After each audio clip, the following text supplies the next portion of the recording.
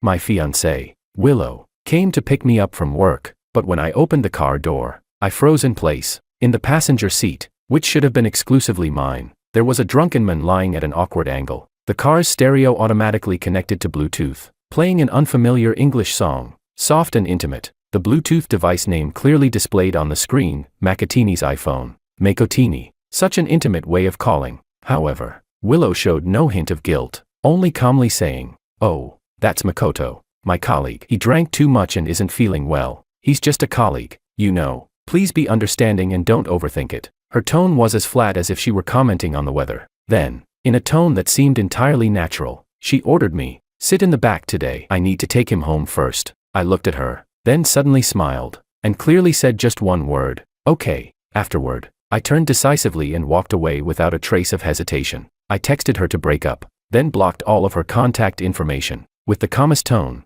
I gave her the most unforgettable, clean breakup, no drama, no strings attached. Chapter 1. Just because of this, my friend David's voice was full of disbelief as he snuffed out the cigarette between his fingers, the red ember vanishing in the night. He looked at me in confusion, like I was some unreasonable man. "You and Willow have been together for 3 years. This year, you were about to get married, and for something so trivial." I met his probing gaze and nodded calmly, my voice steady and calm. "Yeah, just because of this." To everyone, Willow was the epitome of perfection. She was a business manager with an annual salary in the millions. Beautiful, gentle, tall, graceful, no sign of the spoiled, high-maintenance behavior of a rich girl. When she stood by my side, everyone said we were made for each other. Even David had said more than once that I must have done something good in my past life to end up with a gem like Willow. Our relationship was once the purest sanctuary in my heart. It was just the two of us there. No room for any impurities, not even a speck of dust. Yet this relationship, which everyone envied,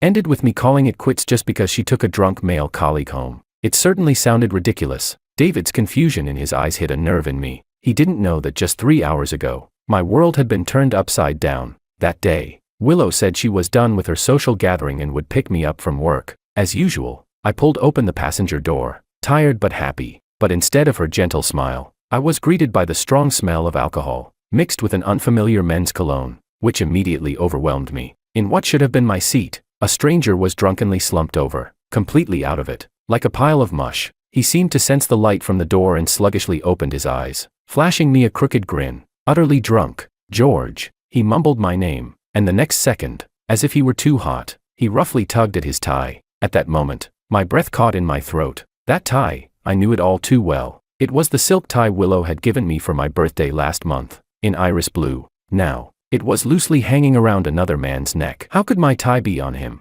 Unless she had given an identical one to Makoto. I stood frozen, feeling as though my blood was freezing inch by inch. Willow, sitting in the driver's seat, finally pulled her gaze from the rearview mirror and looked at me. Her face held no sign of guilt, not even a hint of flustered explanation. "Oh, this is Makoto, my colleague. He drank too much and isn't feeling well. As a colleague, it's only right that I take care of him." Her tone was as flat as if she were saying, "The weather's nice today." Then, in an entirely natural tone, she ordered me, "Sit in the back today. I need to take him home first." That expression, so natural, made me momentarily question if the fault was mine. But when I looked at the tie on the man's neck, I just felt the deepest sense of irony. We'd been together too long, so long that she had forgotten my most hated thing in the world, people and situations without boundaries. That tie that belonged to me, that seat that should have been mine, that man she was protecting as though it was her duty. Everything felt like a sticky mess, blinding my eyes and tainting my heart. Just then, a jarring tune suddenly blared from the car, without warning.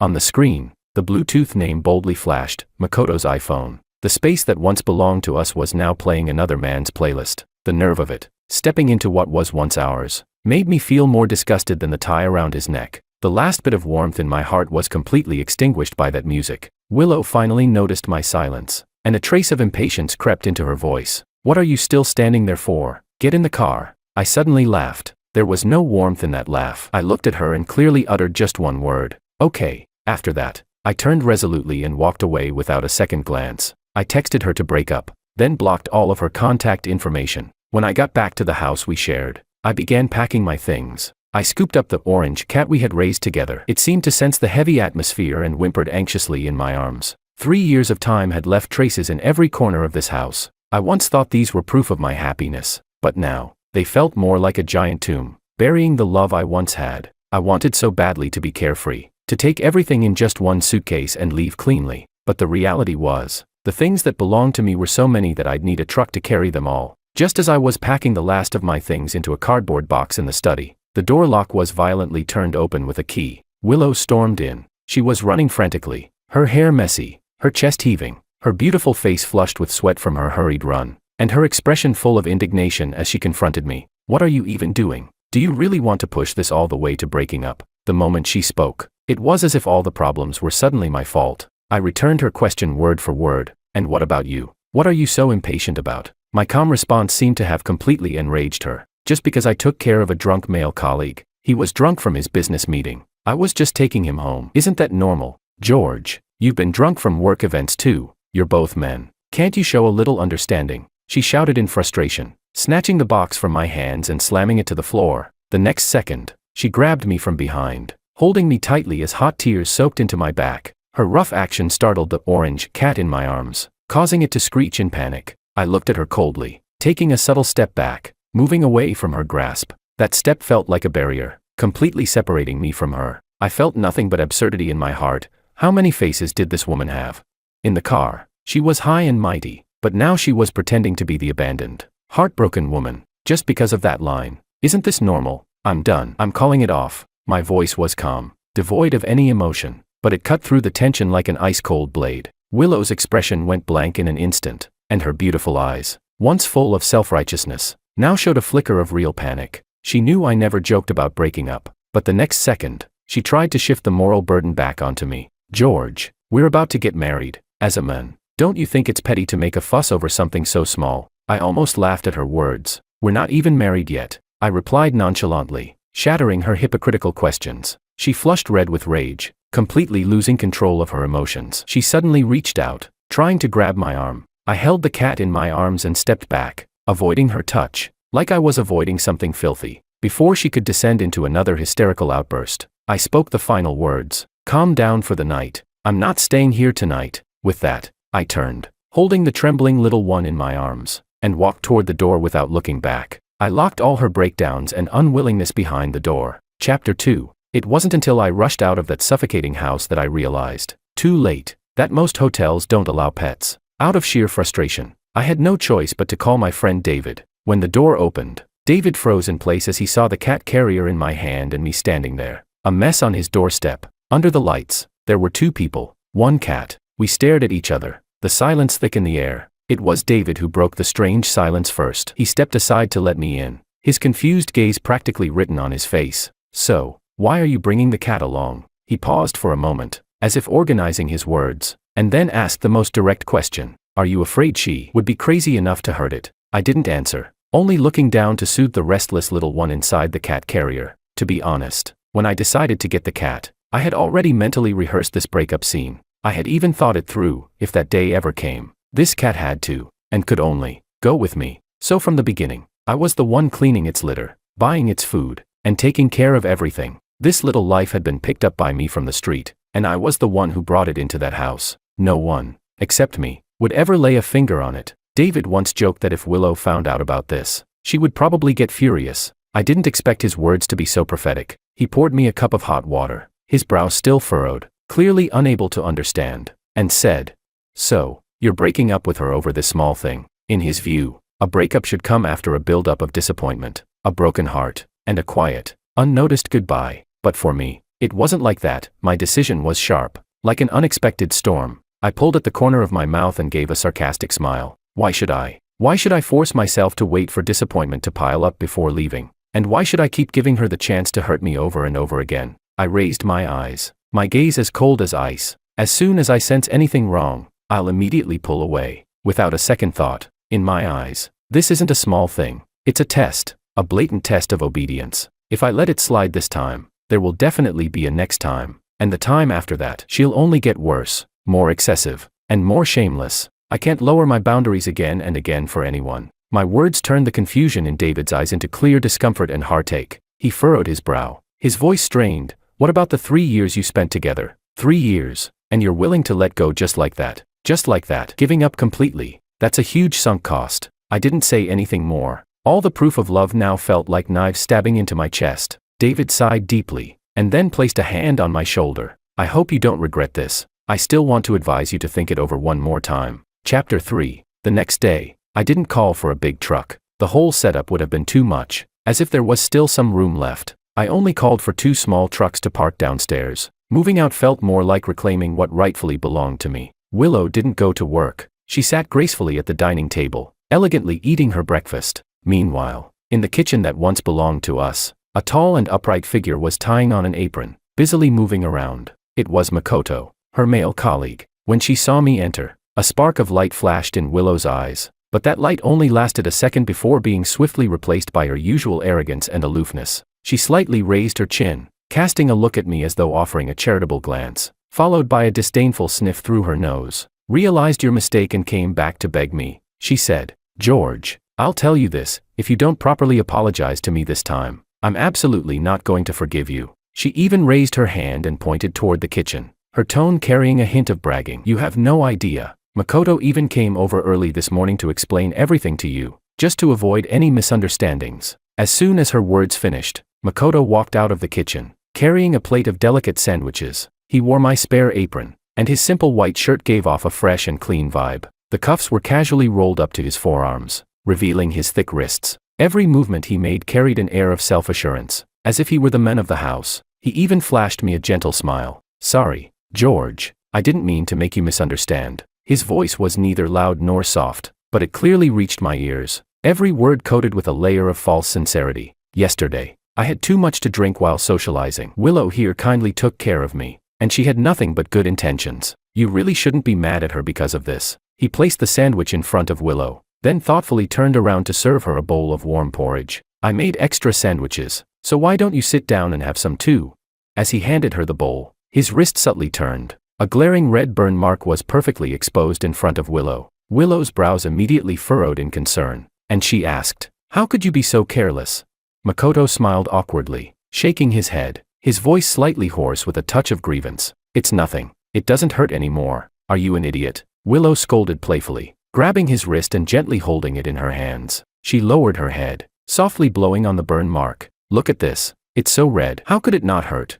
The scene was intimate, like a painting, yet glaring, like a knife to my heart. After blowing on the burn, she didn't let go of his wrist, but rather, looked up at me defiantly and gave a command. "George, what are you standing there for? Go get the burn ointment." Makoto's face flushed at that moment, even his ears turning bright red, as if he was embarrassed, or perhaps feeling a sense of triumph. I watched this absurd and ridiculous scene unfold before me, watching their intimate performance, full of affection. A wave of laughter, born from intense anger, suddenly surged from deep within my chest. If, before this morning, I still held a tiny, ridiculous glimmer of affection for these 3 years together, now, that last ember had been completely extinguished in the absurdity of this farce. A cold curve tugged at the corner of my lips as I asked, "Did you break your hand? Can't you get it yourself?" My voice, sharp and venomous, sliced through the intimate atmosphere between them. I bypassed their frozen figures and walked straight into what used to be our bedroom. My suitcase had been packed long ago. At this moment, I was simply clearing out the last few things that still belonged to me, one by one, item by item. The things she gave me, the things I bought, all the items that carried shared memories. I threw them into black garbage bags without any hesitation. For the things I couldn't take, like the desk I assembled myself, I took a picture and sent it to the old lady downstairs who collected scrap. I asked her to come up whenever she had the time to take it away. I wanted to erase every trace of my existence from this room. Willow, with a pale face, could no longer hold back. She stormed in, her voice sharp and malicious. "George, can you stop being such a coward? Who else would be so petty like you? Makoto already explained everything to you. Why can't you just accept it?" She seemed to think her questions weren't enough, taking a step forward and glaring at me with those beautiful eyes, as if she were trying to dissect me with them. "Are you really going to give up on the 3 years we spent together?" Her tone carried a high-handed certainty, almost as if she were issuing me a final ultimatum. "I'm telling you now, once you walk out that door, you'll never find a better woman than me." Seeing that I remained unmoved, she finally began to soften, panic creeping into her voice, barely detectable. "While there's still time, you can put your things down, and I'll pretend nothing happened." I stopped what I was doing and slowly turned around. "Are you sure you want to say that again?" My gaze slowly moved from her face, filled with anger and grievance, to Makoto, who had been silently watching from the doorway, his face carrying a hint of smugness and jealousy. I smiled. I spoke slowly, each word crystal clear. If you keep talking, I'm afraid your dear colleague here might end up truly wronged. The blood drained from Willow's face in an instant, leaving her frozen in place. Then, as if someone had stepped on her tail, she explained angrily, I told you, he's just a colleague. Why do you keep holding on to this?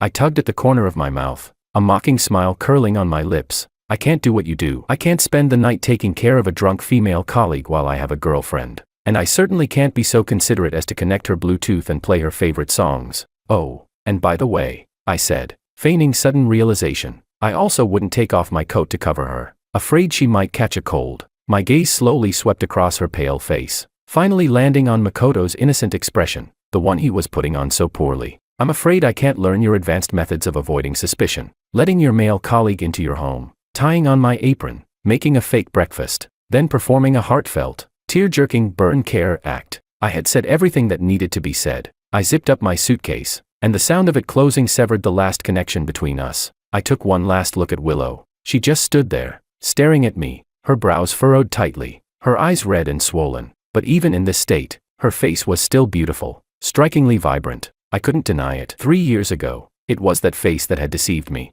But now, no matter how beautiful the face, it couldn't hide the decay inside. The last bit of melancholy in my heart was forced down. I waved at her, my tone colder than ever. Let's just leave it at that. Willow, let's never meet again. The moment my words fell, her beautiful face twisted beyond recognition. She almost spat my name through clenched teeth. George.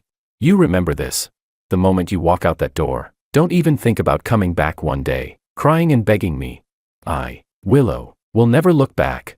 Chapter 4. Half an hour after I blocked all of her contact information, Willow updated her status. Next one will be better and more obedient. I never want to date a cold-blooded man again. The picture was a tearful selfie of hers, eyes red and pitiful. Soon, some mutual friends commented, asking what had happened. She replied instantly, her words full of innocence and grievance. I was suddenly dumped for no reason. It was David who sent me the screenshot. He cautiously asked if I was okay. I didn't respond with my feelings, just calmly telling him that Willow had invited her male colleague to our home. There was silence on the other end of the phone for a full half-minute. Then, David's angry tirade exploded like a barrage of gunfire. Is she okay? Did her brain get stuck in the door? Is she that clueless? She rushed to take care of a drunk male colleague, and now she's turning around and calling you a cold-hearted man.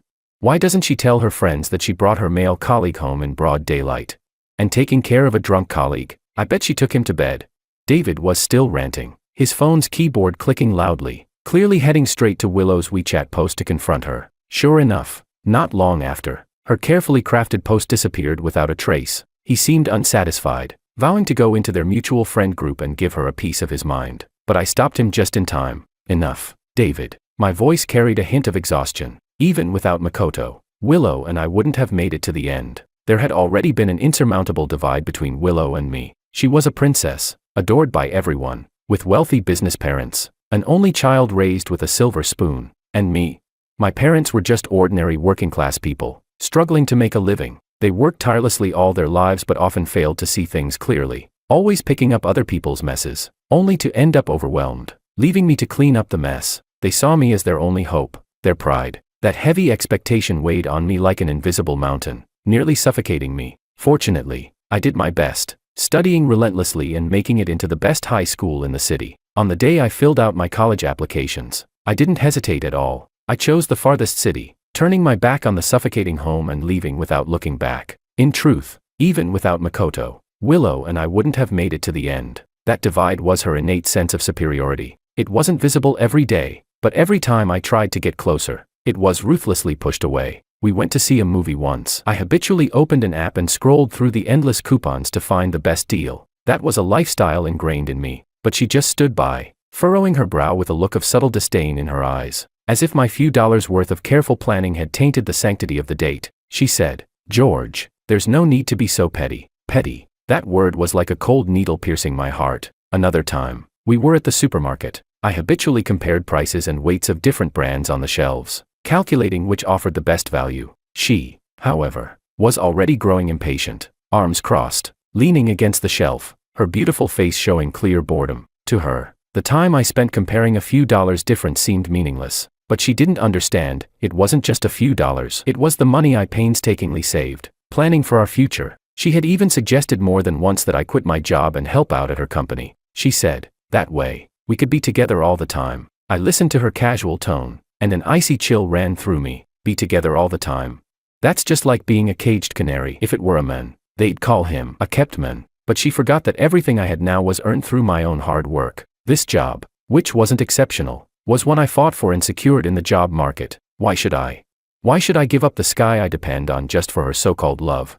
I'll never forget the first time I visited her home. That bone-deep, inescapable feeling of shame still suffocates me whenever I think of it. The crystal chandelier in her living room was brighter than all the lights in my rented apartment combined. Her parents sat on an expensive European-style sofa, scrutinizing me with their sharp eyes, examining me from head to toe. Their gaze was no different from the way people pick a cabbage at a market. They weighed me, looked at my value, then estimated what a poor boy like me was really worth. Between us, there was already a vast, uncrossable chasm. Neither of us was willing to take a step toward the other. So, Makoto's appearance was never a surprise. He was more like a stone, perfectly placed right into the deepest crack between us. That was all. Chapter 5. To help me heal, David dragged me into a bar called Nightshade. The deafening music nearly shook my soul out of this weary body. On stage, a live house band was whipping up an auditory storm. The lead singer was a girl, wild and flamboyant, her voice smoky and raw. Soaring freely, she commanded everyone's emotions, leading them to sink and revel in the kingdom of rock. David said this kind of place could help people temporarily forget their troubles, but he didn't know. My troubles couldn't be drowned out by noise. They had already taken root deep in my heart. After the song ended, as we sat down, the girl, guitar slung over her back, walked straight toward us. Off stage, she shed the queenly aura and took on a more youthful, radiant look. Her eyes, like they were filled with the stars of the entire night, shone astonishingly bright. Then, her scorching gaze landed directly on me. She stopped in front of me and boldly pushed her phone screen toward me. "Hey, handsome, can I get your WeChat?" After she left, David's gaze lingered on her retreating figure. He nudged me with his elbow, lowering his voice. "Wow, George, that girl looks like she's from a girl group, and she's the lead singer. Pretty wild, huh?"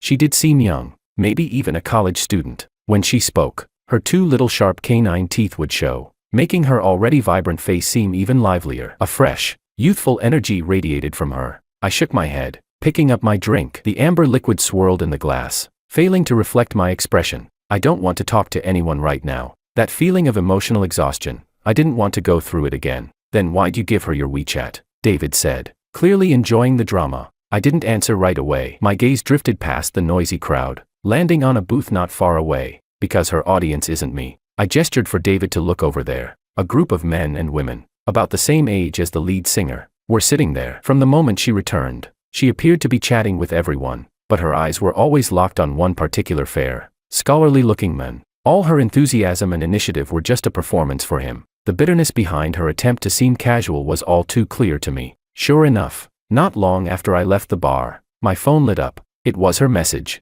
"Hey, sorry, I used you to make the guy I like jealous. I don't want to play those flirtation games anymore." I stared at the two messages, my face expressionless. My finger lightly slid across the screen and tapped the red delete button. No reply. Not even a ripple of emotion. Another drama that had nothing to do with me. I couldn't even muster the interest to be a spectator. On the 8th day after the breakup, Willow staged a carefully orchestrated performance on her WeChat. David's WeChat popped up, full of unfiltered schadenfreude. "Dude, go check out the big show." Immediately, he sent a screenshot. The background of the photo showed two figures in a hotel, nestled closely together, clearly intimate. It was Willow and Makoto. No caption, but it spoke louder than words. David's voice message followed, laughing so hard he could barely breathe. "Unbelievable. She even set it to only me visible." I asked around. None of her friends have seen it. "She must have known I'd tell you. She's deliberately putting on a show for you. You think she's still dreaming that you're gonna be heartbroken and begging her to come back?" I looked at the photo, feeling no emotion inside, and even found it a bit laughable. Just then, a red one appeared at the top of my phone screen. It was a friend request, from the profile picture I had already deleted. The note read cautiously, "Look at the cat." I moved my finger and tapped ignore. The world was quiet for only a few minutes before that red one stubbornly appeared again. This time, the note had a tone of self-righteous questioning. "The cat is ours. We raised it together. There's no reason for you to stop me from even looking at it after the breakup. Right? Raised together?" A cold sneer curled on my lips. Fortunately, I had already anticipated this day would come. I opened my photo album and began sending the carefully prepared screenshots. One by one, the payment record for cat food, The order details for the cat litter, the receipts for the vet bills. Each one clearly showed the payer, George. Each one. Like a silent slap to her face. There was silence on the other end of the phone for a full minute. Then, her messages came pouring in like a dam breaking. George, you've already changed your heart, haven't you? You don't love me anymore, do you? Why else would you keep these records? Just to cut ties with me completely. You have no heart.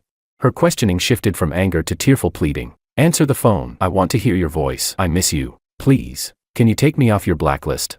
I looked at the messages flooding my screen and felt a wave of irritation rise from deep within me. I frowned, clicking my tongue softly. So annoying. Chapter 6. Walking back into the Nightshade bar. The air was thick with the scent of alcohol and restless energy, almost suffocating. Amidst the deafening music, the lead singer's figure appeared in my line of sight again. She seemed to be a regular here, but tonight, she wasn't performing. She and a group of friends pushed through the crowd, her punk-style black jacket standing out under the dim, hazy lights, bold and attention-grabbing. She casually spoke to her friends, a carefree smile playing on her lips. In an instant, our eyes met, and I couldn't avoid it. Without expression, I shifted my gaze, focusing on the empty microphone stand on stage, as if the eye contact had been nothing more than an illusion. But from the corner of my eye, I could clearly feel her gaze lingering on me for a long while, almost as though she was studying me. In the end, we were from completely different worlds. Damn, George, look at that jacket. It's the latest model, probably over 60,000 yuan. David gasped in my ear, his eyes wide like saucers. And that guitarist's new gear, worth over 100,000. He clicked his tongue in amazement, then seemed to remember something and lifted his phone to take a disheveled selfie, posting it with the caption, "This world won't change just because there's one more rich person in it." I watched his childish behavior, my lips barely twitching. Yeah, what difference does it make? If your heart is barren, no amount of material possessions can fill it. We hadn't been sitting long when a shy-looking girl, her ears flushed red, approached us, her voice barely above a whisper. "Hey, can I add you on WeChat?"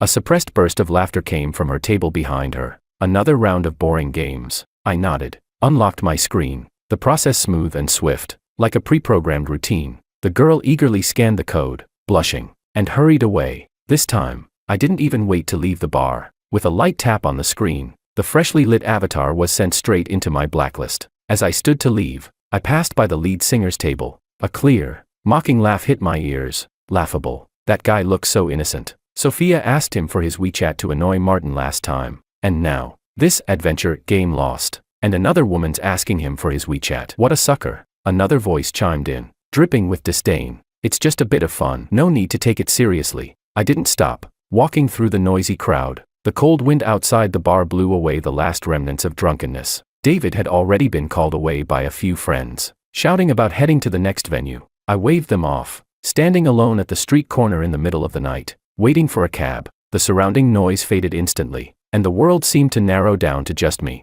On the cold, late-night street corner, the chill was like a knife. A glaring crimson Maserati smoothly came to a stop in front of me. The familiar sleek body made me instinctively furrow my brows and turn, wanting to leave immediately, not wanting to stay for another second. The car door slammed open, and the sound of high heels hitting the ground echoed urgently. "George."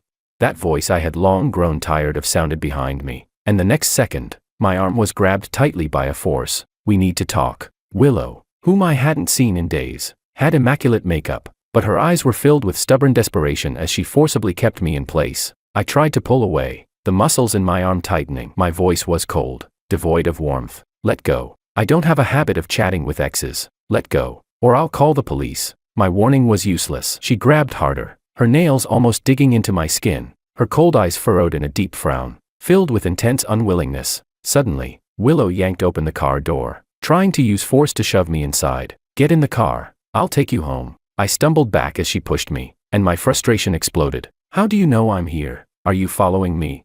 Her gaze flickered for a moment, her lips pressed tight, an unnatural expression flashing across her face. I saw it on David's WeChat story. I clenched my teeth. David, that damned pig teammate, had really screwed me over.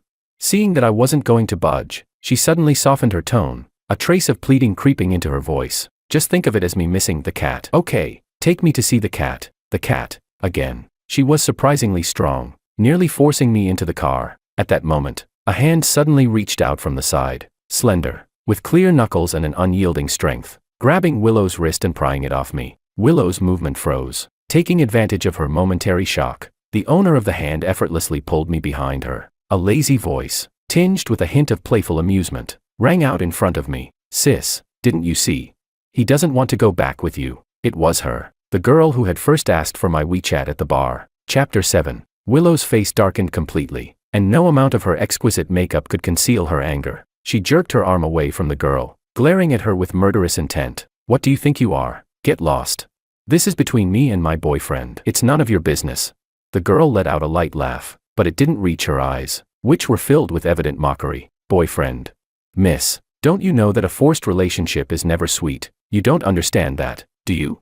A graceful breakup. No interference. This is the basic decorum of a proper ex." Her slender back shielded me completely, blocking Willow's hysterical gaze. For a brief moment, I felt a sense of peace I hadn't felt in a long time. The security guards had noticed the commotion and were already walking over briskly. Willow's face grew even darker. Her lips moved as if she was about to say something more cutting. I didn't give her the chance. A voice, colder than the night wind, slipped from my throat, cutting off all her attempts. "Willow." I said her name calmly, every word wrapped in frost, sharp and piercing. "We're done. The fact that we've reached this point says it all. We're not right for each other." I watched her face drain of color, my tone completely devoid of emotion. "Go now. Don't make me take away the last bit of dignity I'm trying to preserve for you." She froze in place, like a statue encased in ice. The surrounding noise seemed to fade away. After a long while, she finally squeezed out a few words from between clenched teeth, her voice hoarse. "I can't accept this." Of course, she couldn't accept it. She couldn't understand how 3 years of relationship could be so easily let go of with no hesitation, no lingering feelings. But I saw it clearly. It wasn't that she couldn't bear me,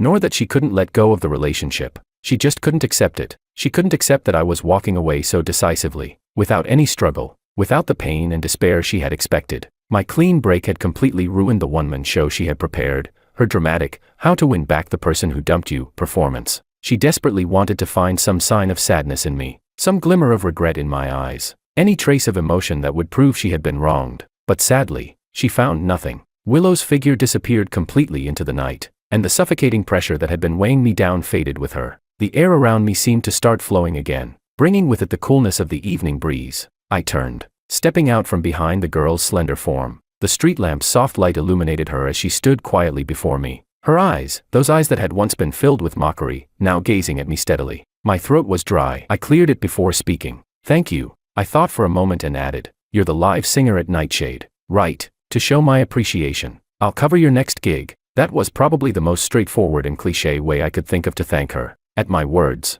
the girl let out a soft laugh, a fleeting brilliance in her eyes. She didn't speak but slowly took out her phone, opened a page, and gently waved it in front of me. The cold light from the screen illuminated her delicate chin and the chat page I knew all too well. And there, glaring at me, was that bright red exclamation mark. "If you really want to thank me," she said, her lips curling into a smile, her eyes gleaming with a playful glint, "then add me back in the chat box." The last message lay there, untouched, unread by me. "My name's Sophia." My fingers froze. I pulled out my phone, almost in a rush, and accepted the friend request I had previously rejected. To cover my awkwardness, I awkwardly asked, "Aren't you mad at the guy you like anymore?" Sophia raised an eyebrow, clearly interested in my question. "Oh, how do you know I was mad at him?" I guessed. That excuse sounded weak, even to me. She smiled, her eyes becoming crescent moons, lips red, teeth white. There was a real warmth in her smile. "Gigi's really smart." She suddenly called me by my nickname, her voice low and soft, like a feather brushing across my heart, making me feel a strange, pleasant itch. But this time, it's really not about him. Chapter 8. Since I re-added Sophia as a friend, her messages seemed to have legs, popping up on my phone every so often. She subtly probed into what kind of girls I liked, like a curious cat, gently scratching at my heart. The conversation would always somehow loop back to Willow. Her words dripped with disdain, almost spilling out of the screen. "Breakups reveal a person's true character. Your ex is really lacking in that department. George, you better not even think about getting back with her. If you go back to her, I'll be the first to look down on you." Then, like a concerned mother, she'd add, "Has she stopped bothering you lately? If you need help, just call me. I'm a pro at blocking people." This live singer really seemed to have nothing to do. Her little life snippets trickled into mine through our brief chats. "Today I practiced my new guitar, but I accidentally scratched my hand. But I'm super strong. I powered through and played the whole song." At the end of the message was a cat emoji with a small red flower and an expression of pride. I was sitting at my computer, struggling with a report, when, for no good reason, I found myself distracted. My fingers tapped the screen lightly, and I responded with a concerned emoji. "How's your hand?" Almost immediately, my screen lit up. She replied right away, "It's pretty serious, like a river of blood. George, could you come see me?" Her message was followed by a poor, teary-eyed cat emoji. I stared at those words for a long time. Logic told me it was work hours, but my heart, it skipped a beat at the thought of Willow. In the end, I typed a cold reply. "I can't, I'm at work." The other end of the conversation fell silent immediately. For a long time, no new messages came through. A strange pressure settled in my chest, as if something were gently pressing on me, making it hard to breathe. By the time I finished all my work, the sky had darkened, and I picked up my phone again. On the screen, a few unread messages lay quietly, all from her. I opened them. When I saw the photo in the chat, I almost spit out the tea I had just taken a sip of. Enlarged, the photo revealed a smooth, shiny thigh occupying my entire view, the lines flowing and beautiful, and that supposed injury, just a light, pink scratch. If she hadn't pointed it out with her delicate fingers, it would have been almost invisible. But wait, wasn't she supposed to have injured her hand? Why was it her leg? Under the photo was a complaint, dripping with faux sympathy. "It hurts so much." The message was followed by a teary-eyed cat emoji. My temples throbbed. This injury was probably about to heal on its own in a second. The implied meaning of the photo was far too obvious, like a stone thrown into a calm lake, sending ripples through the surface, and with it, a dangerous test. My finger hovered over the screen but never pressed down. I wasn't ready to break that balance just yet. At the bar, the dim lights flickered through my glass. David snatched my phone away and saw the photo that hadn't been deleted. His eyes lit up immediately. "Damn, George." He slapped his thigh as if he'd discovered a new continent. "This girl's bold. She's blatantly flirting with you." He clicked his tongue and couldn't tear his eyes away from the photo. "But seriously, those legs, they're perfect." His lecherous words snapped me out of my daze. I remembered that Willow had found me through his WeChat updates, lingering like a ghost. A surge of anger flared up in my chest. "You still have the nerve to say that?" I stared at him coldly. "It's been how long since I broke up with Willow? Why haven't you deleted her yet?" David didn't flinch at all. Instead, he winked at me and grinned like an idiot. "Hey, you don't get it. I love watching her struggle, wanting something she can't have. It's so satisfying." He shook his drink in the air, his voice dripping with mischievous delight. "Especially after the way she treated you. Watching her crack over you is just too fun." I looked at him, feeling like the whole situation was absurd. This kind of vengeful satisfaction, I couldn't relate to it at all. Chapter 9. Sophia's flirtations hung in front of me like a hook coated in honey, blatantly dangling in my face. I instinctively stepped back, unable to avoid it. Each greeting she sent was met with the coldest, most distant responses I could muster. A voice inside me screamed, part of me worried she was just using me as a distraction when she was bored. The other part of me, deeply skeptical, didn't believe in genuine affection for no reason at all. David leaned against the wall, lazily watching me and saying that I was turning myself into a prisoner, getting stuck in my own mind. "Can't you just believe in fairy tales for once? Like, there really is such a thing as love at first sight, and the moment she saw you, she fell for you." His tone was teasing, full of mockery. I immediately rejected the idea, my voice as cold as ice. "No, I don't believe in that. Any closeness always hides an agenda, especially with someone like Sophia, beautiful, dazzling, born into wealth, like a rose carefully cultivated, surrounded by admirers who would kneel before her." My suspicion was confirmed the moment I saw Sophia again. The deafening music was nearly shaking the roof of the bar. Under the dim, seductive lights, a handsome, sunny man was clinging to her by the stage, his demeanor affectionate, yet forcefully assertive. She, on the other hand, had a look of clear disgust on her face as she tried to pull her hand away. Just as she was about to say something, her gaze met mine through the bustling crowd as I entered the bar. Our eyes locked. In that instant, it felt like everything around us was muted. A bright light suddenly ignited in her beautiful almond eyes. She lifted her slender finger and pointed directly at me. "My boyfriend is here." Her voice wasn't loud, but it hit my ears clearly. My mind went blank, and I instinctively turned to look behind me. There, only David stood, just as confused as I was. Seeing my bewildered expression, the man sneered, his disdain practically oozing from his eyes. "Sophia, are you kidding me? You're just picking some random guy here and calling him your boyfriend. Who do you think you're fooling?" Tisk. A light click of his tongue, laced with impatience. Sophia picked up a square gift box from the table, clicked her high heels, and walked straight toward me. Without saying a word, she shoved the cold box into my arms. The next second, I felt her warm, soft touch as she directly linked her arm with mine. Her sweet fragrance instantly enveloped me. Sophia tilted her head slightly, a proud, almost smug expression on her face as she spoke to the men. "Let me introduce you properly. My boyfriend, George." Her voice was clear, each word crisp and precise. When she finished, she subtly squeezed my fingers, a soft, almost inaudible whisper reaching my ear, the volume just enough for only the two of us to hear. "Do me a favor." Her tone was laced with an imperceptible plea, like a kitten's paw gently scratching at my heart. I immediately understood. The small irritation I had about being used evaporated with that soft, almost pleading voice. I turned my head, meeting the man's gaze, which was filled with jealousy and frustration. I curved my lips into a smile, polite but coldly distant. "Hello, is there something I can help you with? Regarding my girlfriend?"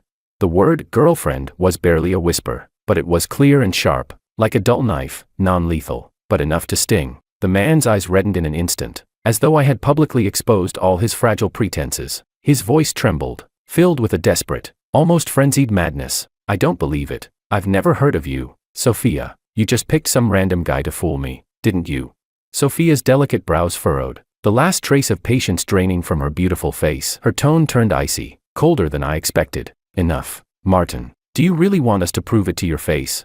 At her words, the man named Martin's face drained of color, the last trace of blood vanishing completely. He glared at me, his eyes burning with hatred, as though he wanted to pierce right through me. Then, in a flurry of embarrassment, he turned and forced his way through the noisy crowd, fleeing. The deafening music once again flooded my ears. I watched his disappearing back, then returned the cold gift box to Sophia. She had helped me once, and I had helped her once. We were even. But to my surprise, Sophia simply looked at me, showing no intention of reaching for the box. Her smooth lips parted slightly. "It's for you." I froze for a moment and lowered my gaze to open the gift box. Inside, resting quietly, was a watch, its subtle silver dial gleaming with a cold, expensive shine. It was clearly worth a lot. Sophia's pale earlobes had inexplicably turned a faint shade of pink. She glanced at me, but then, as if burned, quickly shifted her gaze away. She spoke softly. "Has anyone ever told you that your name suits you?" "George." She uttered my name, the trailing sound soft and light. "Traditional and reliable. Traditional and reliable." That phrase felt like a ridiculous joke. I couldn't help but laugh, though the laughter didn't reach my eyes. She probably didn't know I had a younger brother, Ethan, a name that symbolized strength, courage, and resilience. But behind that name, there was no beauty, no hopeful meaning, just endless darkness and mire. Gentle was another word someone had once used for me. Willow. But after we broke up, she'd told anyone who would listen that I, George, was just like my name, flashy, pretentious, and disgustingly fake. I suppressed all emotions, closed the gift box, and handed it back to her. "Thank you for the watch, but it's too expensive. I can't accept it. Consider today as me repaying the favor for last time when you helped me." I spoke with politeness, keeping a distant tone, trying to draw a clear line between us. Sophia stared at me, the light in her beautiful eyes slowly fading. After a long pause, she suddenly tugged at the corner of her lips, a cold, mocking smile spreading. "George, it seems you really want to distance yourself from me." Her voice was light, but it pierced straight into my heart like a needle. "Why? You don't like girls who are younger than you?" Before I could answer, her bright, playful face broke into a full, mischievous smile. "I don't believe it." That word landed heavily, like a stone thrown into water. My heart skipped a beat. Chapter 10. At this point, even if I were dense, I should have realized Sophia's obvious intentions. She wanted to pursue me. I built up a high wall around my heart, shutting out all her eager attempts, and my voice carried no warmth. "We're not suited for each other. I can't be with someone so much younger than me." I paused, adding a sentence as if to put a final nail in the coffin of this rejection. "It would make me feel like I'm luring a minor." Her beautiful almond-shaped eyes never wavered as she stared at me, the fire in them only growing stronger. 8 years. What's the big deal? My mom's 10 years younger than my dad, and they've been happily married for 40 years. Her voice was clear and unwavering, full of determination. "George, if you're using age as an excuse to turn me down, I won't accept it." Her bold and straightforward declaration hit me like a stone, sending ripples through the still waters of my heart. I found myself momentarily speechless, but soon, the ripples faded. It was just a fleeting moment. Someone like her, pampered and well cared for, could get anything she wanted. The things that were out of reach only became more enticing. Once this novelty wore off, she would tire of it, and like tossing away an old toy, she'd turn away without a second thought. I told myself this, and so I didn't engage with her any further. But to my surprise, Sophia's enthusiasm wasn't a brief downpour but a long, drawn-out rainy season. She pursued me publicly for 6 months. Everyone in the bar knew about it. No one was unaware. Then one day, one of her friends stopped me outside the bar. The girl was grinning, full of gossip. "George, you're really breaking records. We've never seen Sophia chase someone for this long." She winked at me and lowered her voice. "The last guy, the so-called high mountain flower, she gave up after 3 months, saying he was too boring. So, go on. Don't listen to her. We all want to see just how long she'll keep this up." Even I hadn't expected her to persist for so long. For these 6 months, she had been like a gentle breeze, always circling around me, never crossing the line. That perfect sense of balance didn't make me feel the slightest bit annoyed. The wall I had built, the one called age, I didn't even realize when it started to crack under her persistence. Lost in thought, a wisp of smoke drifted into my nose. I looked up to see Sophia leaning against her eye-catching yellow sports car. A cigarette dangled from her fingers, the crimson ember flickering in the dusk. The smoke swirled around her, obscuring her bright and bold face, adding an air of mystery, making her seem harder to decipher. When she saw me, she paused for a moment, then extinguished the cigarette with her fingers, casually waving her hand in the air as if brushing away something unpleasant. When she looked back at me, the familiar, dazzling smile was back, almost blinding. "Off work?" Her voice was as clear as ever. "I'm taking you somewhere today." She tilted her chin toward the passenger seat, her eyes radiating unrestrained anticipation. I instinctively thought to shake my head. A voice inside me kept reminding me not to give her any hope. Cutting things off decisively was the kindest thing to do. And besides, I had somewhere more important to be tonight. I was about to speak, the words of refusal already on the tip of my tongue. "No, Before I could finish, she anticipated my refusal, speaking first, her voice softening. "Don't rush to turn me down. Just tonight. Will you stay with me?" Seeing my silence, she took a deep breath, her voice trembling with a hint of desperation. "Just tonight. It won't be too late. After tonight, I won't bother you anymore." That last word, she nearly begged. Her usually sparkling eyes now seemed veiled with a layer of mist, filled with careful pleading that pierced right into my heart. I hesitated, the rejection I had prepared to give caught in my throat, unable to move. By some strange twist, I heard myself ask, in a dry, unfamiliar voice, "Really?"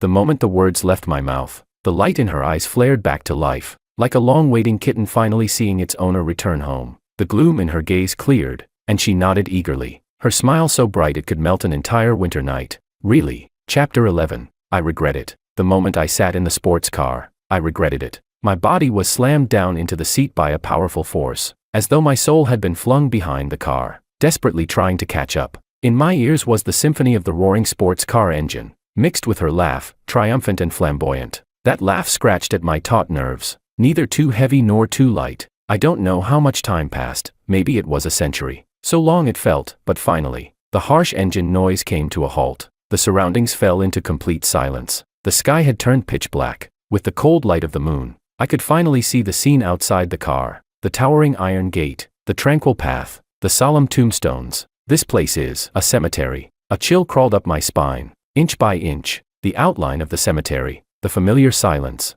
deeply triggered the most buried part of my memory. My voice came out dry, almost unrecognizable. "Sophia, why did you bring me here? What do you want?" She didn't answer immediately. Instead, she turned her back, rummaging around in the passenger seat. In the dark, a faint click sounded. A warm flame suddenly flickered to life. She turned around, holding a small piece of cake. The candlelight illuminated her face, outlining her bright, flamboyant features with an unprecedented softness. "Happy birthday, George." Her voice was light, like a feather brushing across my heart. "I hope you will always be happy." I froze completely, my blood seeming to freeze in that moment. But she didn't look at me. She walked straight toward a nearby tombstone, crouching carefully beside it. She placed the small cake down and gently leaned a bunch of white daisies, ones I hadn't noticed, against the stone. "Auntie, can you see me?" She spoke to the cold stone, her voice carrying a hint of soft, playful affection. "George is doing well. Don't worry, I'll always be with him." My gaze was fixed on the tombstone. The black and white photo on the stone was of a woman, smiling gently. My mother. It felt as though a ball of scalding cotton was lodged in my throat. Using every ounce of strength, I forced a few words out through clenched teeth. "How did you know? How did you know today is my birthday? And how did you know that today is also the anniversary of my mother's death?"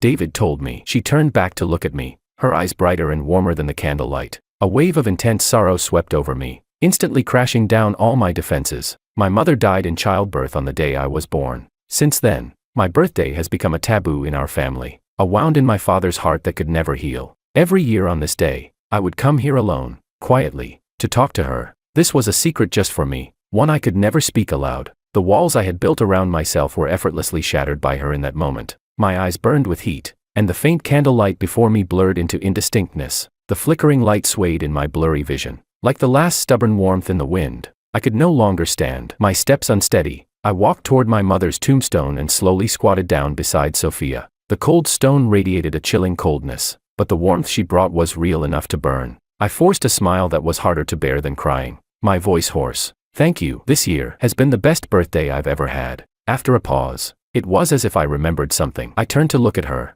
trying hard to make my tone sound more relaxed. By the way, I'm the same age as David. Why do you call him brother but not me? She seemed caught off guard by the question, paused for a moment, then blushed slightly. Her gaze shifted awkwardly as she scratched her head. That's different. I don't want you to be my brother. Her voice was very soft, but it was like a stone thrown into the lake of my heart, creating ripples that spread out one after another. I withdrew my gaze and looked at the small flickering flame. So, today, you want me to accompany you to the cemetery? That was just to get you here. She seemed worried that I might misunderstand, quickly explaining with a tone full of unsuppressed frustration. I just wanted to spend your birthday with you. It's hard to get you to agree to anything. Looking at her puffed up cheeks, the ice in my heart melted a little more. Suddenly, she seemed to remember something and eagerly pulled something out of her pocket, carefully handing it to me. It was a small turtle, woven from colorful string, looking clumsily adorable. She knew I didn't like receiving expensive gifts, so she had made the little turtle herself. I couldn't help but laugh and cry at the same time. I reached out and took it, my fingertips feeling a little cold. Don't give me turtles anymore. My voice was light, as faint as a sigh. I don't like them. When I was a child, I was frail and often alone. A neighbor lady, worried that I might be lonely, gave my father a little turtle to keep me company, but my father didn't know how to care for it. After a month, that tiny life stiffened in front of me. My father yelled at me, saying that a turtle was such an easy creature to care for, but it didn't last under my watch. He cursed me for being useless, for being someone who brought misfortune. He said I was like my name, ethereal, non-existent, and so annoying. He forgot that this name was the last thing my mother gave me with her final breath. So every time someone mentions my name, it feels like a silent slap in the face, burning with pain. Sophia's eyes, which were always so bright, instantly filled with a deep, unshakable pity. I never expected her, someone who had grown up surrounded by love, to empathize with me. I just hadn't had anyone to talk to for so long. But in the next moment, a warm body suddenly hugged me tightly, with a force that seemed to piece together the broken fragments of my past. Her arms wrapped around my back as though she were trying to gently stitch me back together, piece by piece. She whispered into my ear, her tone incredibly serious, as if declaring a solemn truth. You are good, and your name is good. George, you deserve love, no matter when. With a sudden crash, the last thread of rationality in my mind snapped completely. So this is what it feels like to be chosen and cared for by someone. This warmth was enough to pull me out of the mire of my past. I raised the corners of my lips, and this time, it was a smile that came from the heart, free of any pretense. For the first time, I actively responded to this light that had barged into my life. Thank you. I looked into her eyes under the candlelight and whispered my wish. My wish is that we both get better in the future. Sophia, my wish is to have you with me. Chapter 12. On the way back, the night wind carried a faint sweetness, almost imperceptible, but Sophia wouldn't let go of my hand. Her fingers stubbornly tangled with mine. Let's take a picture, George. She raised her phone, not pointing it at our faces but at our tightly clasped hands, clearly pressing the shutter. In the photo, there were no faces, only the silent vow of our fingers entwined. She quickly posted it online, with a caption that was just one word: mine. Dominant. Just like her. Not long after, her phone rang. The voice on the other end was unrecognizable, but her tone was so excited it was almost unbearable. It worked. We finally did it. I thought it was just a little girl's excitement, sharing our budding romance with her friends, and didn't give it much thought. After all, it was the first time someone was loving me so fervently and steadfastly. David soon saw our official announcement from my WeChat post, and his message was full of teasing. Nice one, George. How's it feel to date a little sister? How did it feel? I raised my eyes and glanced at Sophia, who was curled up on the couch, hugging the cat. Clingy, too clingy. She seemed like she wanted to be attached to me 24/7, leaving her mark on all my things to claim ownership. This was completely different from Willow, two completely opposite extremes. When I was with Willow, it felt like we were two independent planets, orbiting smoothly on our own tracks. Occasionally, we would cross paths but never interfered with each other. But Sophia, she was the sun, demanding that I, the planet, must always revolve around her. Her possessiveness and desire for control were strong, almost obsessive, especially after she found out that Orange was a cat I raised with Willow. She looked at that fluffy little creature, her eyes always so bright, but there was a barely noticeable hostility in them. She even got jealous of the cat. Recently, she started pestering me for a Valentine's Day gift, not an expensive luxury item, but something handmade by me, to prove it was one of a kind and filled with love. I, who couldn't even get through a basic craft class, what could I possibly make? But seeing the expectant look in her eyes, I couldn't bring myself to say no. After thinking it through, I could only dive into a handmade silver jewelry shop after work, learning how to make her a necklace. The clumsy file in my hands was like an unruly beast, constantly resisting me at every turn. My phone was set up beside me, and in the video call, I could see Sophia's enlarged face, smiling cheerfully. She rested her chin on her hand, looking at the screen with great interest, watching me struggle with the cold tools, my face contorting with frustration. The joy in her eyes almost overflowed from the screen. It seemed like my clumsiness and awkwardness were exactly what she wanted to receive, the one-of-a-kind love letter. At that moment, an unfamiliar voice suddenly came through from her side. Look at you, smiling like that. Are you really serious about it? The teasing in the voice was sharp and abrasive, and I instinctively paused my movements, looking up at the screen. In the video, Sophia's smile instantly vanished without a trace, replaced by a cold frown. It seemed like she muttered something angrily, and in the shaky frame, I caught a glimpse of an awkward figure hastily walking away. When the camera returned to her, she had forced a smile back on, but it was a little strained. Don't listen to her nonsense. She's just jealous that I have such a loving boyfriend. I just Ed in response, nodding as I turned back to my work, battling the unshaped silver material. The surroundings fell quiet again, only the sound of the file scraping against the metal breaking the silence. After a while, I didn't hear her say anything else, but the almost searing gaze of hers never left me. I looked up and met her careful, almost inquisitive eyes. You aren't angry, right? Her voice was soft, as if afraid of disturbing something. I was a little confused. No, I'm not. Getting angry over a careless remark wasn't something I would do. Upon hearing my affirmative answer, Sophia seemed to finally release the tension she had been holding, letting out a long sigh. This necklace took me a whole month to finish. During that time, I tore it apart and fixed it again and again, remade it countless times, and finally, clumsily, I finished it. When I handed her the small box with the necklace inside, I felt an inexplicable nervousness in my heart. Sophia opened the box, lowering her gaze, staring at it for a long, long time, long enough that I thought maybe she didn't like it. Thank you, I really like it. She finally spoke, but her voice carried an indescribable heaviness, completely different from the excitement I had expected. My intuition told me that something was off, but I couldn't figure out what was wrong. I reached out and pinched her cold cheek, trying to dispel the strange atmosphere. Chapter 13. On my way home in the evening, I ran into someone I thought I would never see again. She was standing under the camphor tree, the one where we once fed stray cats together. She wore a striking red dress. Standing there motionless, she gazed at me quietly, her eyes full of longing and reluctance. The smile on my face slowly froze, my fingers tightening as I unemotionally hung up Sophia's call. It was Willow. I remembered how, after I blocked all her contact details, she went crazy, calling me from different unknown numbers. Back then, she was still upset about our breakup, unable to let go of me or herself. On the phone, she had asked me, hysterical, to give her an explanation she could accept. Even if I die, you must let me die with clarity. She stubbornly believed that unless she understood the reason, her life would never be able to move past this. I thought it was ridiculous and laughable. She had forgotten so quickly. It was as if she wasn't the one who had been ambiguous with a male colleague, letting him into her home. Now, she was acting as though the world owed her, playing the victim. So, I told her, with utter seriousness and cruelty, word by word, you were testing me, testing my limits, testing how much I would tolerate for you. He was so obviously in love with you. You didn't reject him. You even let him into your home. Willow, we're not kids anymore. If you don't initiate, you still have to reject. Your lack of rejection was, to him, an open invitation. You can stay up all night taking care of him because he's drunk. Tomorrow, you'll let him into your bed. If I let this slide, how can you guarantee there won't be a next time? I'm just not giving you another chance to hurt me. What are you feeling wronged about? As for her suffocating family and the coldness she showed day after day,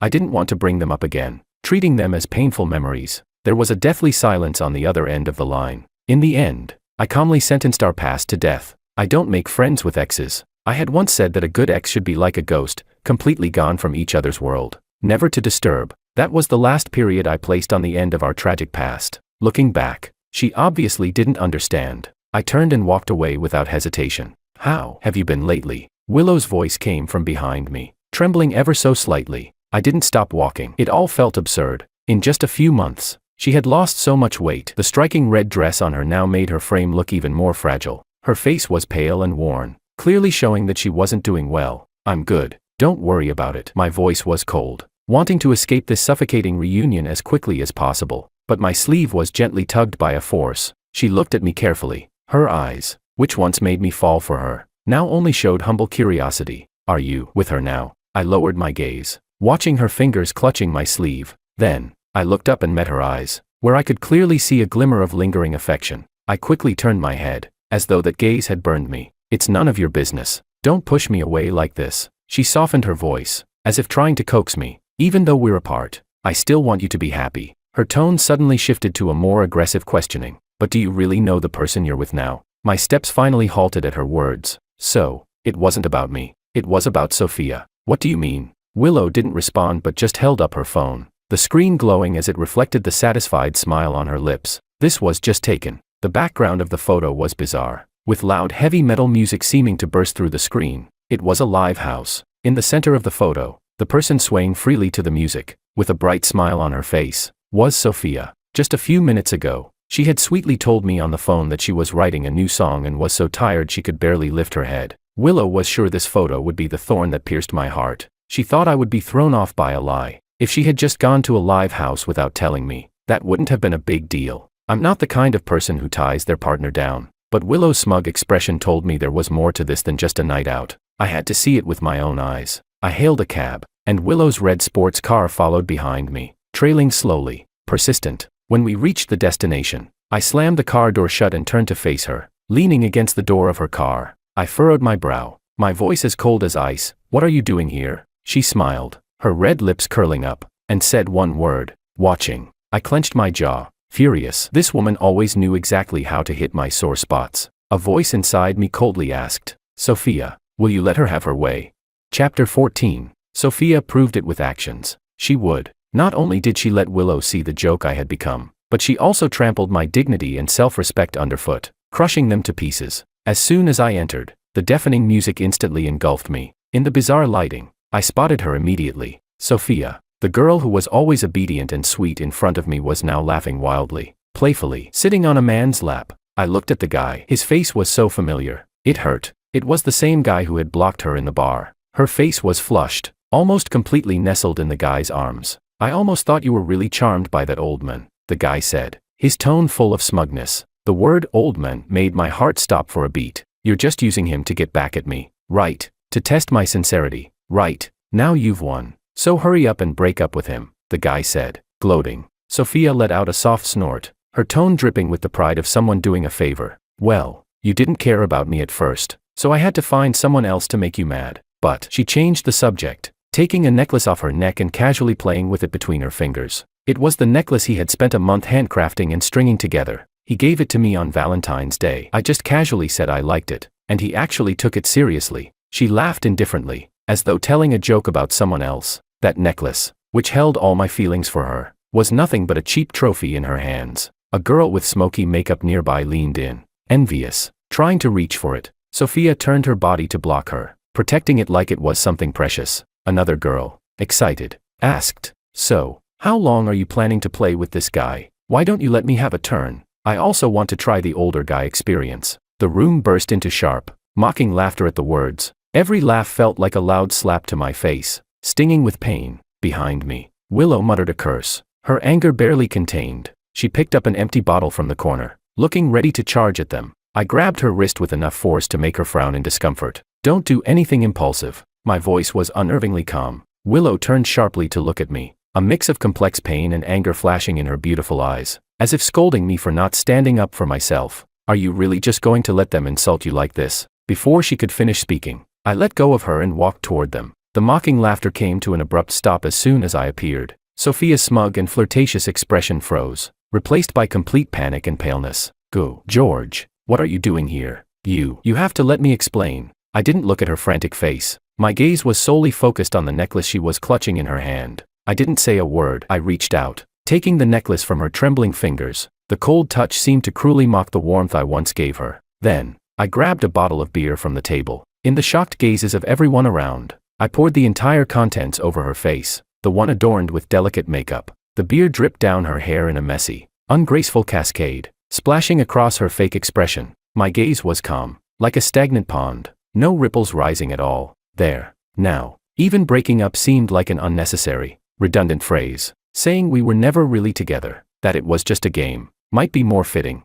The suppressed emotions burst out like a shaken bottle of soda, the moment the cap was twisted off, foam spilling over in a sticky, destructive sweetness. I looked at those eyes I once thought were filled with stars, with an intense disgust. In her terrified, pleading gaze, I heard myself curse her with venomous words, each one sharp and deliberate. It wasn't just a game, was it? Why the act of being wronged in front of me? Why can't I just play with you to death? Get out of here. Never show your face in front of me again. My attitude shattered whatever hope she had left. As soon as I finished speaking, the man who had been silent until now finally couldn't stay seated. He jumped up, his finger nearly poking my nose, his face full of disdain and contempt. How dare you speak like that? You really think you're some pure-hearted male lead, fishing for true love? Why don't you take a look in the mirror and see how old you are? Shut the fuck up, Sophia screamed at the man. Then, like grabbing at a lifeline, reached out to pull at my sleeve. Her hand never even touched me. Smack. A crisp, sharp slap echoed through the air, slapping back at her. Sophia's head snapped to the side from the impact, 5 clear finger marks immediately appearing on her face. She clutched her cheek, staring in disbelief at the person in front of her.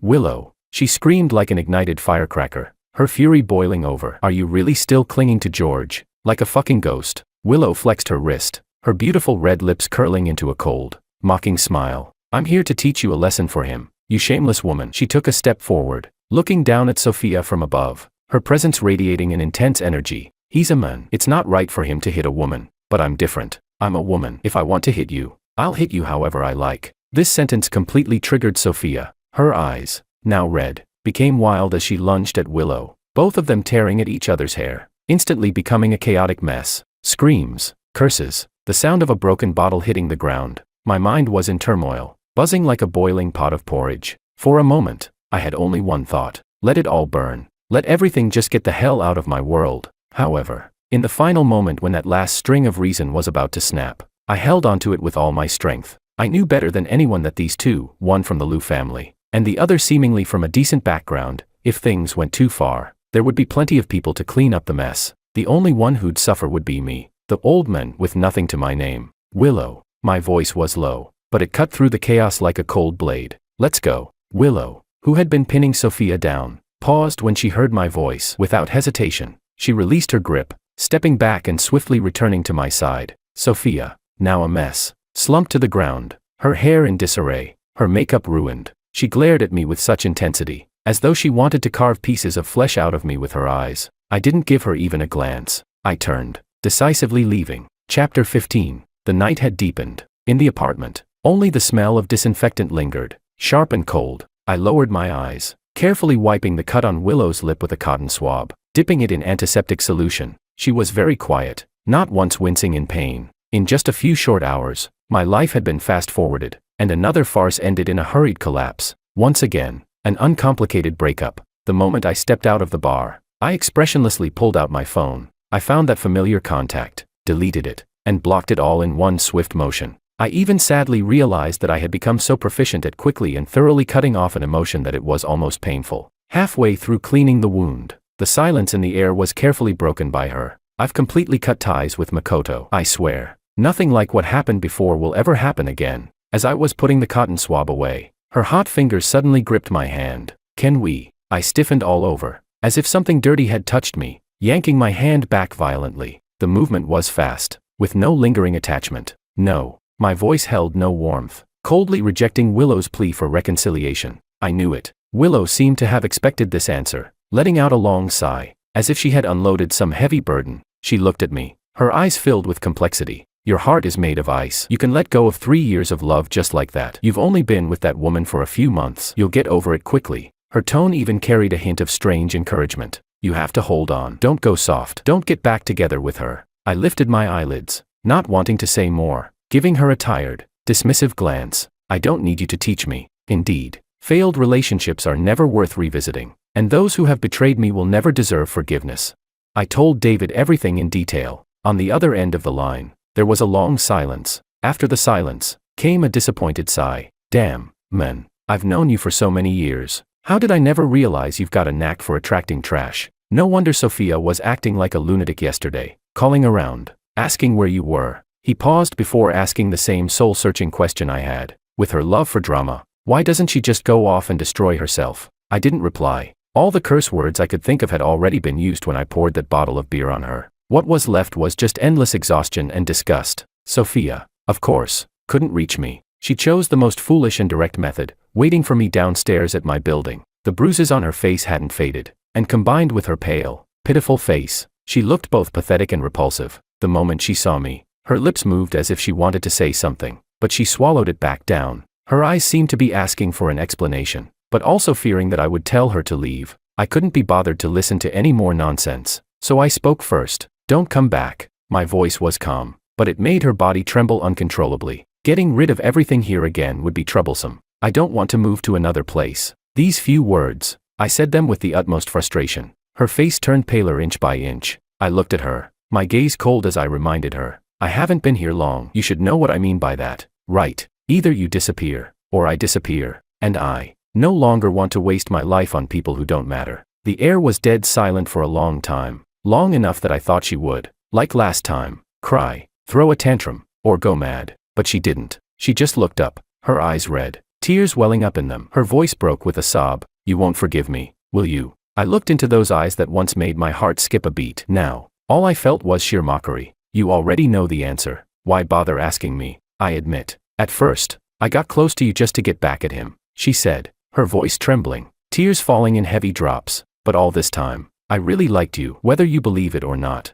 The things I've done for you weren't fake. What they said was just a joke. Can't you forgive me? By the end, her voice even cracked with a crying tone, as if she were wrong beyond measure. You liked me too, right? Why couldn't you give me a little leeway? Ha! I was almost laughing in disbelief at her distorted sense of reality. She played with emotions like a game, and now, she was the one playing the victim. She thought that because I liked her, she could act entitled, thinking that no matter what she did, I would unconditionally tolerate it. So what? I asked her lightly, my voice so cold it could freeze. So, you think that because you owe me nothing, you can treat me like a toy? You think you can turn me into a joke, a conversation piece at your drinking parties? Is that it? From the start, your intentions were fake. Now, how can I believe a single word you say? I called her full name, each word slow and deliberate, as though I wanted to strip this name from my memory completely. Sophia, the biggest regret I have right now is that day at the bar. I gave you my WeChat because I was afraid you'd be upset. I took a step forward, leaning close to her terrified face,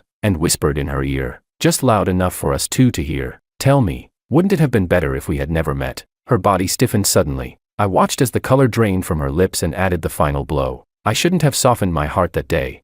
After this, Sophia Kim truly disappeared from my world. Life returned to its quiet rhythm, but unexpectedly, work brought a promotion. I took on a new project, with the client being the famous Kim Group from City A. What was even stranger was that they specifically requested me to handle this project. I had my doubts, so I asked around and soon learned about Mr. Kim's background. He had only one daughter, raised like a precious gem in the palm of his hand. In fact, because his daughter loved rock music, he had spent a fortune opening a bar for her, naming it Nightfall. I had to admit, when it came to making up, Sophia's efforts were far more effective than Willow's endless apologies. I stared at the bank notification on my phone, a reminder that my salary had been credited. The numbers suddenly increasing in front of me, both dazzling and enticing. I couldn't suppress the smile that tugged at my lips, a smile that could neither be called sarcastic nor satisfied. If things ended with a full pocket like this, I'd be willing to go through a few more relationships like this. After all, as long as your heart is strong and you can let go, life has no obstacle you can't overcome. Chapter 16, Sophia, Extra. The first time I paid attention to George was at the insistence of my friend. The lights flickered hypnotically, dizzying my vision, and the deafening music thudded in my ears. My friend nudged me and, pointing toward a corner of the bar, whispered, Sophia, look over there. You wanted to find a guy to make Martin jealous, right? That one over there seems like a good option. I followed the direction of her finger, and there he was. In a corner, sitting at a table, was a man. He wore a simple white shirt, but it was impeccably clean. His face was soft and reserved, but his eyes were cold as ice. a clear line of separation between him and the bustling world around him. My friend kept egging me on. The ones who seem so calm and detached are the ones who play the best games. Her words intrigued me so much that a mixture of alcohol and my own desire for victory overtook me. So, with my guitar in tow, I headed towards him. He didn't reject me, which was expected. After all, since I was a little girl, no man had ever been able to reject me, Sophia. But what I didn't expect was that when I confessed that I only wanted to use him to make someone jealous, the famous rejection would come up in the conversation so quickly. I stood there, stunned, feeling for the first time the bitter taste of direct rejection. Well, look at that. Everything seemed so soft, but inside, it seemed to have thorns. Later, when my friend brought up that absurd idea again, I wasn't as enthusiastic. However, I ran into George once more. At that moment, my pride and desire for conquest took control again. I turned to my friends and, with a confident smile, said, "If we're going to do this, let's do it big. He's the one. I bet that in 6 months, I'll have him at my feet." That was how the casual encounter outside the bar happened. I saved him from an awkward situation, and every word I said had a hook. It wasn't hard to understand what I wanted, but I quickly realized I had made a mistake. George wasn't hard to conquer. It's just that he simply didn't give me the chance to do so. My enthusiasm crashed against him like a stone thrown into water, leaving not even a ripple of response. My friends advised me to let it go, that there were many other men in the world, but I didn't. I couldn't even explain why to myself. He wasn't my type, and he treated me with utter indifference. But still, I became obsessed, wishing his gaze would linger on me, just a little more, until one day, I finally understood. George had an almost unhealthy obsession with the purity of his feelings, and from the beginning, I had tainted his world of white and pure with a lie, leaving a stain that I couldn't erase. Just when I was about to lose hope, an unexpected visit arrived in my life. It was Willow, George's ex-girlfriend, that annoying woman. She looked at me with an expression full of lewdness, enjoying my discomfort. "Be careful, don't play with fire. George has an obsession with emotional purity, and if he finds out the truth, he will never forgive you." Her voice was soft and slow, like poisoned honey. A chill ran through my body, and a rage fueled by the offense began to burn inside me. I forced a smile, drawing the most ironic grin I could manage. "So, did he reject you because you're dirty?"